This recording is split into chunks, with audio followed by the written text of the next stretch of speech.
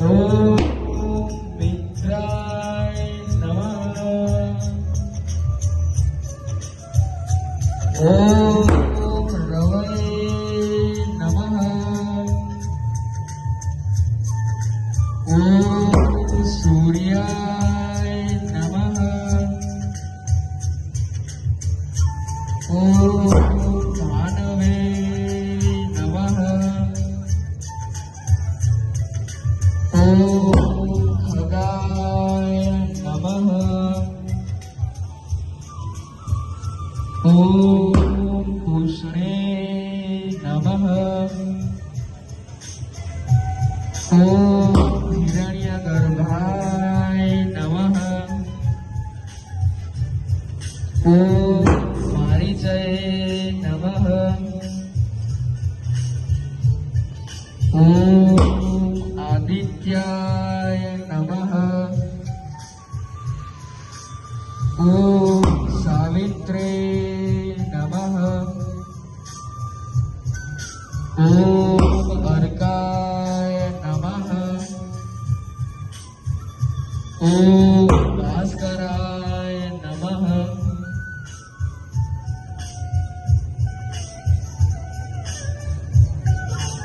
હવે આપણે આસનો તરફ આગળ વધીશું.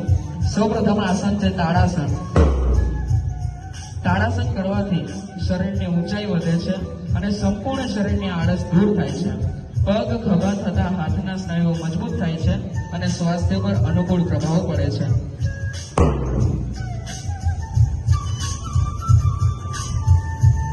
ત્યારબાદનું આસન છે વૃક્ષાસન.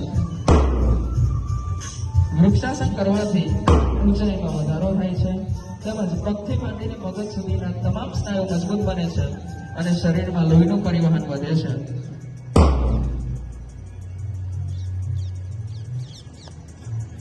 ત્યારબાદનું આસન છે ત્રિકોણાસન.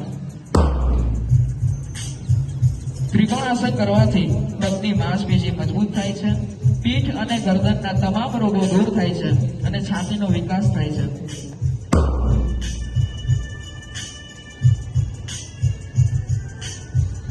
હવે આપણે બેઠક સ્થિતિના આસનો તરફ આગળ વધીશું.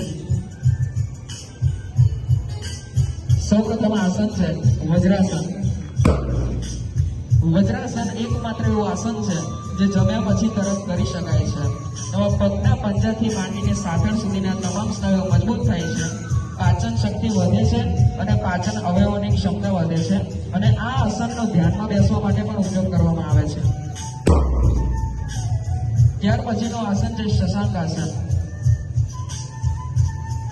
શશાંક આસન કરવાથી સંપૂર્ણ શરીરને આરામ મળે છે, બધો જ થાક ઉતરી જાય છે, પેટના અવયવોને મસાજ મળે છે અને મનની ઉત્તેજના પણ શાંત થાય છે.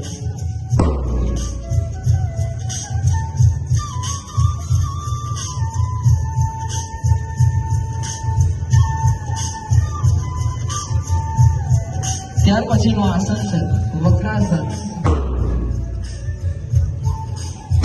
વક્રાસન કરવાથી કરોડરજ્જુ મજબૂત અને સ્થિતિસ્થાપક બને છે. પેટ અને કમર પરની બધી જ ચરબી ઓગળે છે, ચાલ સ્ફૂર્તિલી અને લચકદાર બને છે.